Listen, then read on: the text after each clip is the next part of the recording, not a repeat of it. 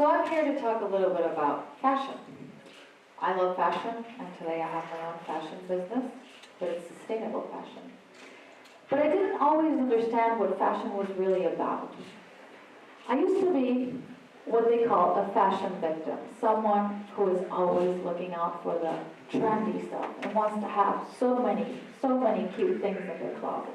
We all want to look good, right? I mean, that's fine. But there's a limit. On the other side, I was always someone that was passionate about the environment and how we pollute so much and how we can reduce that. So I didn't know that there was a connection between the clothes we wear and the environment. And how did I find out, or how did I discover this connection? I started to question as I grew up, and most in the past few years. How come certain huge brands, which we call fast fashion brands, they have prices on their tags, like say jeans for $30, $20, $10, t-shirts for that price too? How can that be so cheap? So what I came to, my conclusion is the following. The price on the tag is economically low, but the price on the environment is very, very high. And this is what I'm going to talk about today.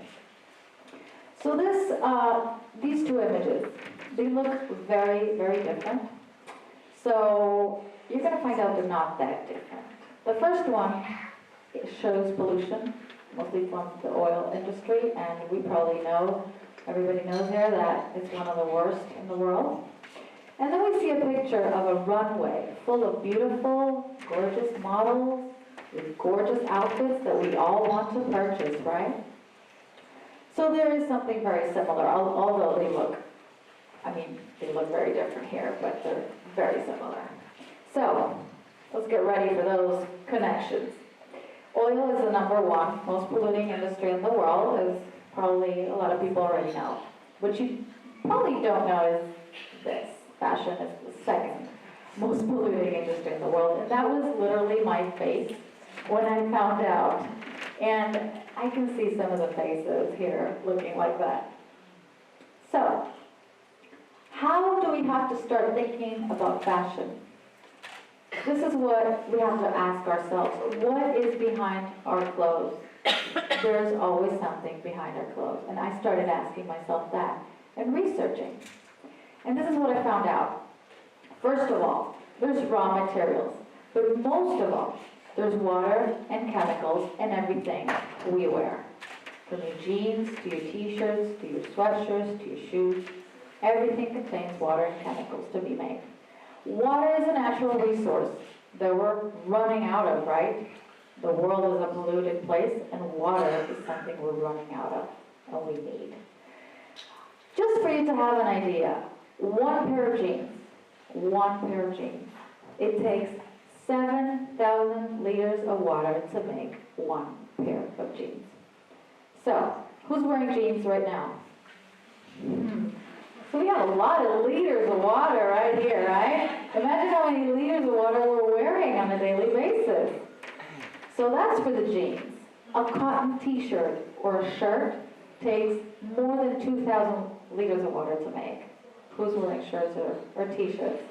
All right, I see a lot of hands. So imagine all the liters on that. Okay, and all of that contains chemicals, okay? The water in your jeans and in your t-shirts that was used to make those jeans and t-shirts are full of chemicals to dye them, to make the textures, and that water goes to waste. It goes out to the streams, to the rivers, and cannot be reused. That water is gone, it's completely polluted. And you can even look at online how much pollution comes out of the fashion industry because of the chemicals. Okay? But what happens after we buy our clothes and we wear them and we're done wearing them? So I told you about how they're made. But what happens after? There's a whole life cycle to a garment. Okay? Let's talk about the jeans, for example. Once you're done with your jeans, or they're out of fashion, you think they're out of fashion because, there's a new trend out there that you want to get. Oh, I don't want these jeans anymore. A lot of people, most people, throw them out because the price on the tag was so low that they don't mind throwing it out. and I'm going to talk about that later. But what happens when we're done with our clothes? There's still a big environmental impact that most people don't know about. And it's this. It goes to a landfill. That is literally what a landfill looks like. And when in touch with the soil in the landfill, the chemicals in the clothing, in your jeans, in your tees, those chemicals touch the soil and create methane. And methane is a very toxic gas. As a matter of fact, it's ruining the ozone layer. And we need air. So two basic things for humanity are being ruined by fashion: air, ozone, and water. Okay? So actually, here's a statistic that is very interesting. A full garbage truck, a full truck of textiles is wasted every second, right now as we speak. Right now. And it goes into the landfill. And it generates methane. So think about that. So what can we do to solve it? Because we're talking about small changes that create big impact. And it starts with us. Okay, so I'm going to talk about one of the things that is easy to do, and we can all start today from our homes, with our friends, with our families, during the weekend. It's called upcycling, okay? A lot of people don't know what it really means, and it is really simple and fun. So you can start by taking a look at your closet and what you haven't worn in the past year. Take that all out. See if you can turn it into something new. A big shirt into a dress, for example, and so on. There's so many fun ideas online that you can look at how to upcycle clothing. You can do it with your friends, with your family, like I said. Actually, I am wearing trash today. Literally, I'm wearing trash. Somebody else's trash became my treasure. And that is what upcycling is about. Recycling is different, and I'm going to go into that. That's what's upcycling. You take something, a product that has already been created, but someone is not using it anymore, and you find a way to reuse it and repurpose it. This jacket looks pretty good. I got a few compliments today.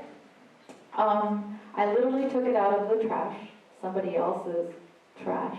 It was dirty, didn't look good at all. But I found certain valuable things about it. The textile on the outer part was still okay. The buttons were broken. The inner lining was ripped. But I took it to a seamstress. I saw potential. I took it to a seamstress. I got that fixed. I changed the buttons. And then when I put it on, after washing it and making it look nice, I was like, upcycling is fun. How would you imagine I'm wearing trash? Also the necklace. This is all garbage that came from the leather industry, made into jewelry. So you can find a bunch of designers. You don't only have to do it yourself. There's a bunch of designers out there that take other people's trash and turn it into new products. So now I'm going to talk about the next concept that we can do to help the environment with our clothes. Recycling. Recycling is a bit different. And sometimes there's a little bit of confusion.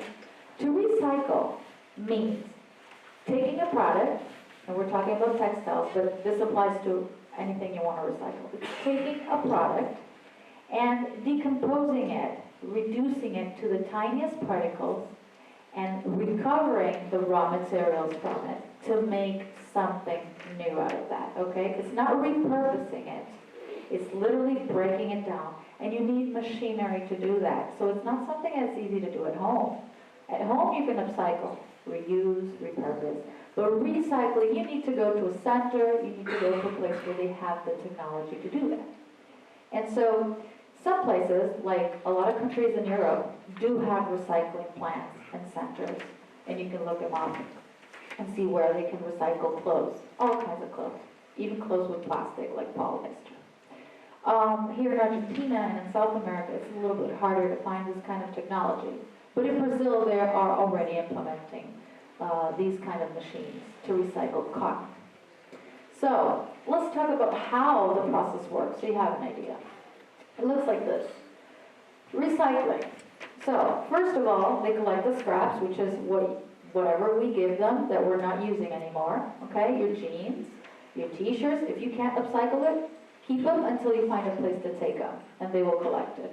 They will ground it into fiber. That is when the machinery starts working. We have to chop it up really small. And then it goes to another machine, which is respinning. It is respun just like a brand new cotton textile. The same process, but it takes raw materials that have already been extracted from nature. It goes to the weaving machine. And look at the end result. Recycled denim that is ready to make your favorite jeans. And all the brands that we know could be using this recycled denim.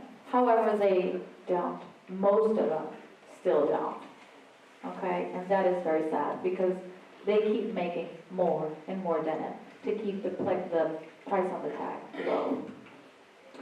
Okay, so now that you know all of this, how do we buy responsibly from now on? Because the truth is, we are all consumers. Even if we start upcycling and recycling, now that we're more aware of what we wear, how do we keep buying from now on? Okay, that's very important. First of all, international associations and institutions have come up with the concept of the 30 wears rule. If you buy something, it doesn't matter the price. Think about if you're going to wear it at least 30 times. If you're going to wear it less than 30 times, just don't buy it. Okay? Or if you're going to wear it less than 30 times, think ahead. Think about all that stuff that I showed you in the landfills. You don't want it to end there. If you buy a nice party dress for a one-time occasion, that could happen. Think about that. What am I going to do with it after I'm done? Can I make it into something else? Can I make that dress into a skirt and a top and keep wearing it? So think. Another thing that you should know about is you can choose the fibers, okay? There's natural fibers and there's synthetic fibers. And nobody here has to be a fiber expert, okay? I'm not one myself, although I study a lot of them. And the natural fibers come from nature, right? They're cotton, silk, wool, and they're easy to biodegrade, okay? When you go for polyester, which is a subproduct of the oil industry, and it's considered basically plastic, polyester, acrylics, and nylon, you just have to look at the tag inside your clothing when you go to the store, and it says the composition. So when you find those fibers, those take sometimes even 500 years to decompose. And imagine all the methane that would create. So you have the power to choose what you wear in that aspect. And last but not least, demand brand transparency.